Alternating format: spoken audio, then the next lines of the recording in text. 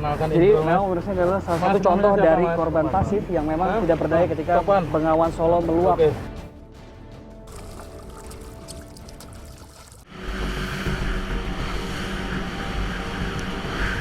Sementara sebagian tim ekspedisi Sungai Indonesiaku mencoba menelusuri sungai-sungai di Kalimantan,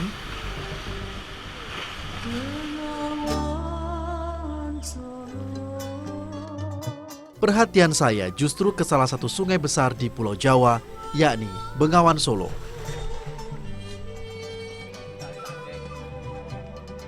Kabarnya, sejumlah persoalan tengah mendera sungai terpanjang di Pulau Jawa ini.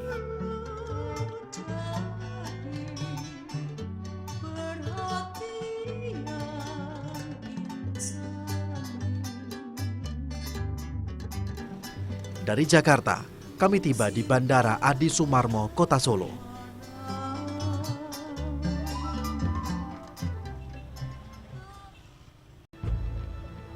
Desa Semanggi menjadi tujuan pertama kami untuk mendapatkan sejumlah informasi tentang Bengawan Solo.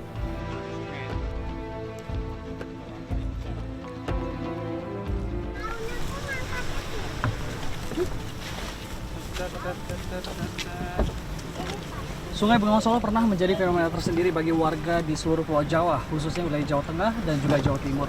Namun siapa menyangka di balik sebuah nama besarnya, Sungai Bengawan Solo mengalami kerusakan hingga mencapai angka 92%. Tidak hanya di wilayah hilir, bahkan sudah mendera wilayah hulu. Mengapa ini terjadi? Pemirsa selengkapnya di Ekspedisi Sungai Besar Indonesia kali ini. Siap, Mas? Siap. Sorry.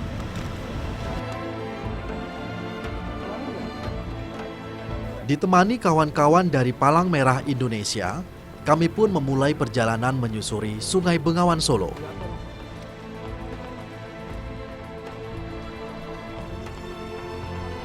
Dan akhirnya, kami tiba di Desa Semanggi.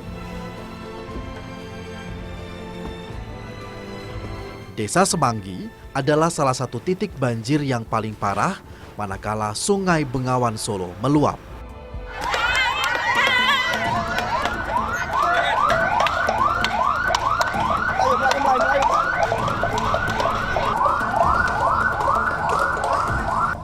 Dalam 10 tahun terakhir, banjir parah sudah terjadi 2 kali. Tetap tenang. Anda saat ini sudah berada di titik yang aman.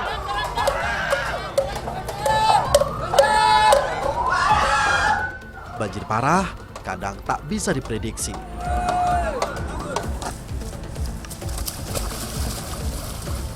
Pengetahuan tentang antisipasi bencana yang tak terduga tentulah menjadi hal yang penting diberikan kepada warga, terutama mereka yang berada di titik-titik rawan.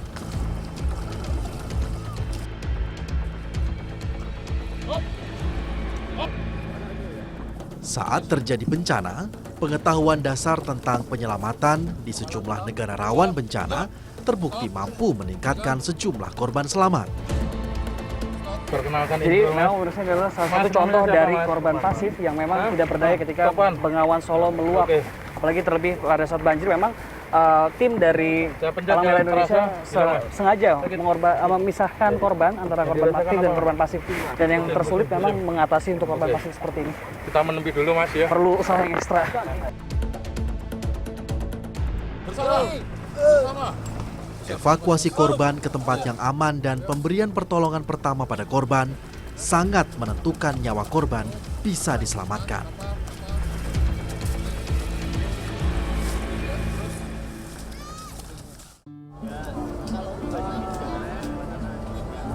Tenda-tenda sementara segera didirikan untuk tinggal warga sementara.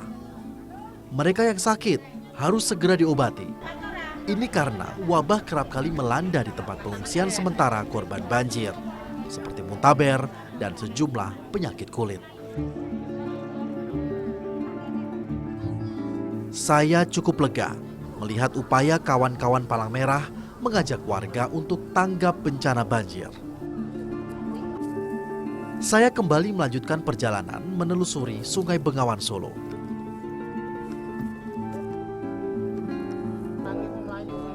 Sepanjang sungai, saya tak melihat pembenahan yang berarti di bantaran sungai.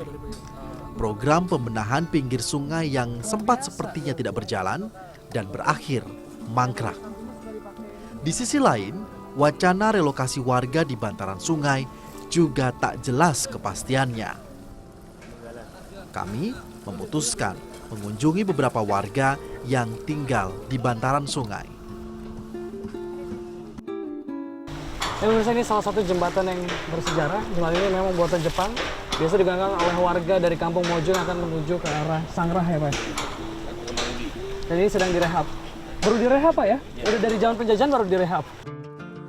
Hari pertama ekspedisi melakukan penelusuran bersama tim Palang Merah Indonesia telah usai.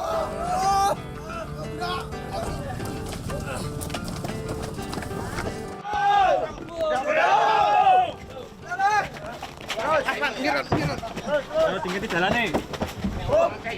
Kurang ini.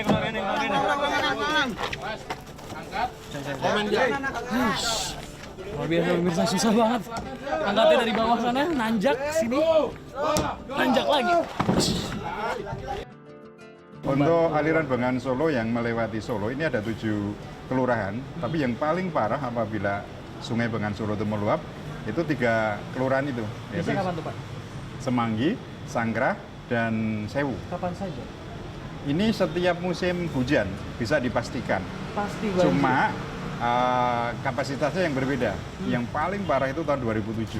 Oke. Itu sampai hampir 1 bulan tergenang air karena air dari Bengawan Solo naik, air dari wilayah Klaten, Boyolali pun juga turun sehingga ketemu antara air dari Bengawan Solo dan air yang dari Klaten dan Boyolali. Sehingga ini kondisinya lumayan parah saat itu. Maka kita tidak tahu kapan itu akan terjadi lagi, mudah-mudahan tidak. Tapi seandainya toh itu terjadi, masyarakat di aliran Bengawan Solo ini benar-benar sudah tangguh di dalam menghadapi banjir ini. Inilah warga yang tetap bertahan dan hidup di bantaran Bengawan Solo. Kebanyakan dari mereka adalah warga yang sudah lanjut usia. Sulitnya hidup bersih di sekitaran bantaran Sungai Bengawan Solo menyebabkan banyak dari mereka terserang sejumlah penyakit.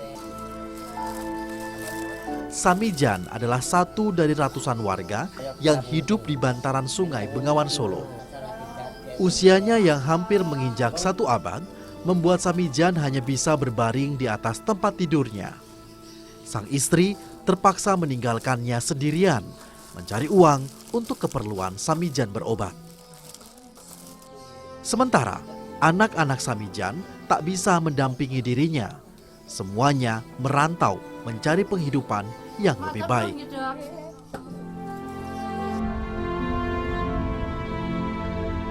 Salah satu wilayah hulu Sungai Bengawan Solo yang cukup memprihatinkan adalah Kabupaten Wonogiri. Kondisi lahan pertanian yang sebagian besar tandus mendorong warga mencari mata pencaharian lain. 10 hingga 15% warga Wonogiri memilih untuk merantau keluar kota, bahkan luar negeri.